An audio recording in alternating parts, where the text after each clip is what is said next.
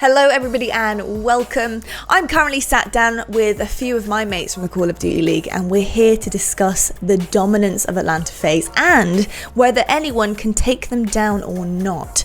I'm going to be opening the floor to all of my friends to discuss this one, and I'm going to kick things off with Miles the Ross. Miles, Atlanta FaZe, why are they so damn dominant?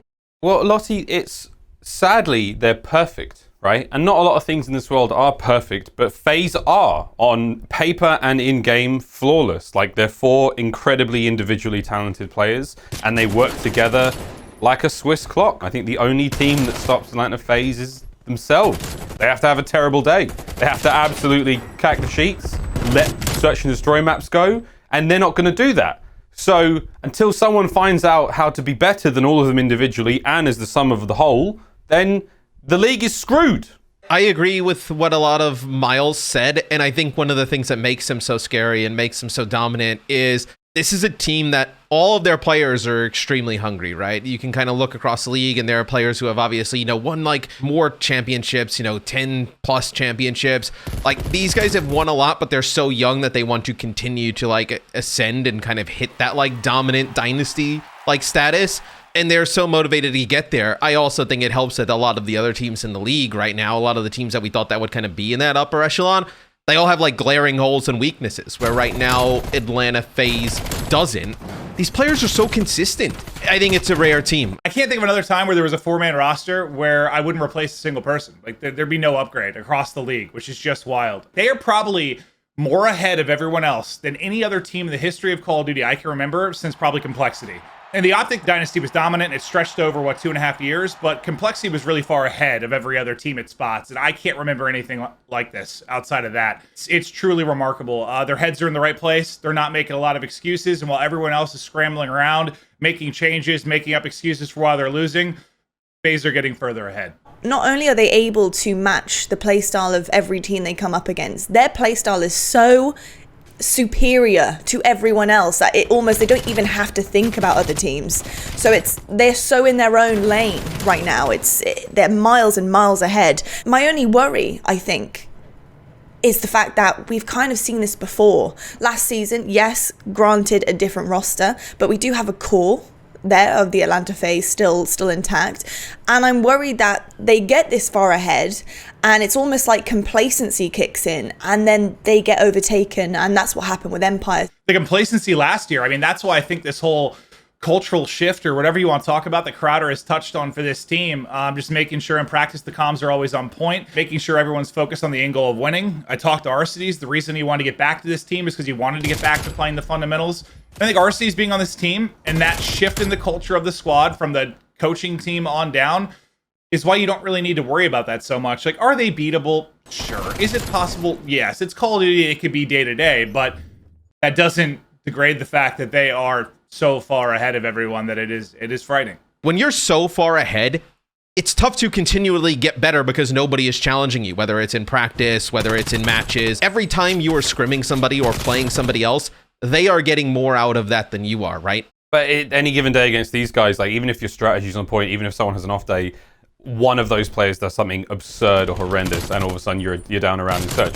I'm worried about like the rest of the teams in the league. Like, what do? You have to try to now build a super squad to try to beat FaZe. But I feel like everyone's making team changes and everyone's trying to find some form of their own success, but like they're all battling for second place. Like, no one has put together a roster that's even on paper, in my opinion, like competent enough right now to take FaZe in Major 2. Like, they're the clear-cut favorites by far. This is probably the most well-rounded team of all time. Oh, like, in the sense of them being yeah. good at respawn and then also being the best search team by a mile. If you think of the dynasties in OpTic and Complexity, it's usually come through respawns. They've been like okay search teams. When have we had a team that's been really good at respawns and the best search team in the world? This should be the next dynasty, assuming the only thing that could really get in the way in my eyes is money, like with regards to contracts, or ego. And I find myself not worried about those two things. Why are they so good? But why? Is it to do with the talent? Is it to do with the sheer skill that these boys have? Is it to do with the dynamic that they brought forward, going back to CWL days? What makes this team so damn good? It's all of it! That's the problem! Yeah, literally, it's this perfect goddamn storm of everything. Perfect, rounded. So really, round. it's something So round. rare. Yeah, it's something rare we haven't really seen, where you are looking at this roster and like there is no holes. Well, Miles, what would you like? All right, let's think of our dynasties in the past. As I said, like OpTic and Complexity.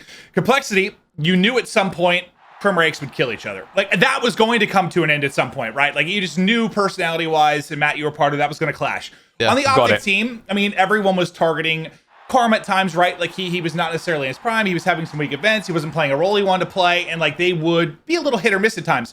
What do you look at with this team right now? You're like, ooh, that could be a problem. The only thing I can imagine, like the only thing, and this is a far-fetched idea, I'm scraping the barrel here because they're still perfect.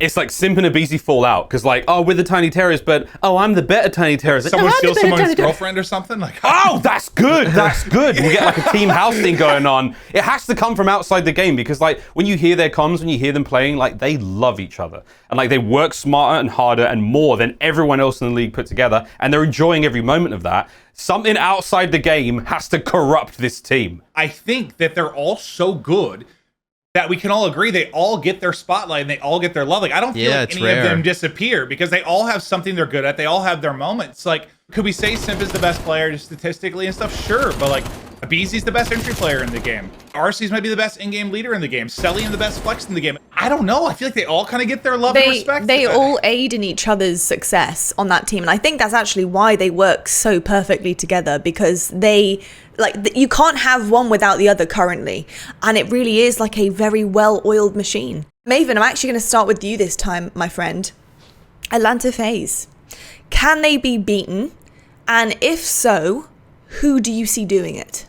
Now, this is a good time just to throw to my opening clip. I'll just leave it there. I think they're going to fry everybody else, honestly, is how I feel about this FaZe roster.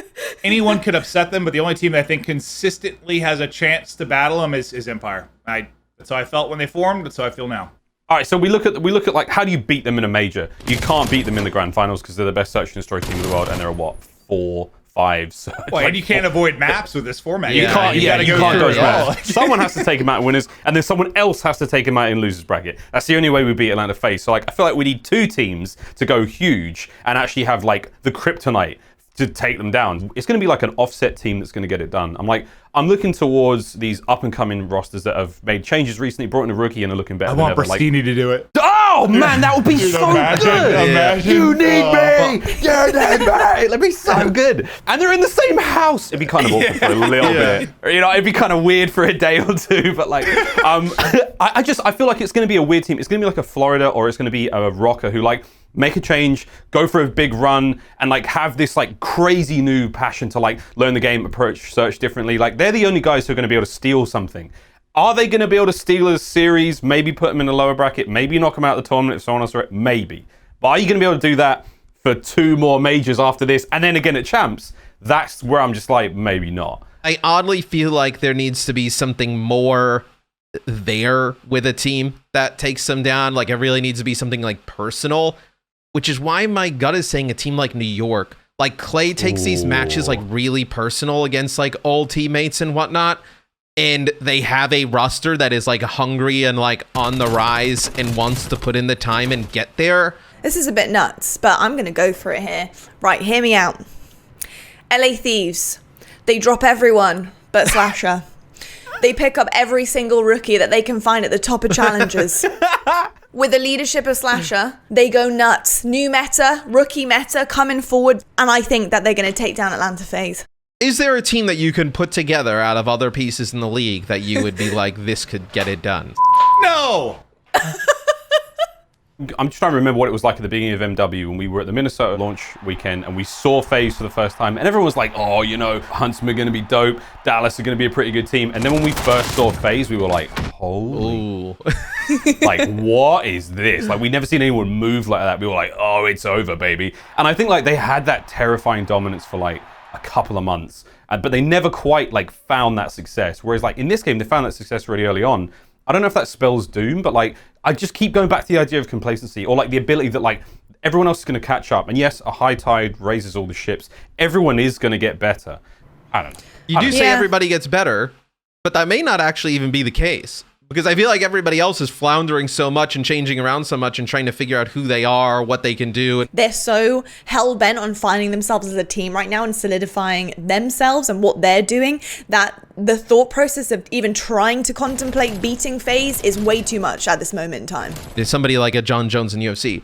People don't tune in to watch him win anymore. They tune in to watch to see when he'll lose. That's so good. They will end up going up against this wall where every time they're in a final or something, they know everybody is there not to really see them win, but to see if they will lose and who will do it, which adds a ton of pressure to the whole thing. So if anybody does want to take the floor for their final thoughts, please go ahead. I think Atlanta FaZe could honestly win every single major this year and win the championships. They need to manufacture some type of adversity through the season, and whether it's create a rival out of somebody, right? Like start some kind of beef with somebody, like create something that keeps you going. Because I feel like if they start to coast through some of these events, which it very look like they could, I feel like they're primed for a slip up at the end. Maven, any final thoughts here? I think FaZe are really good.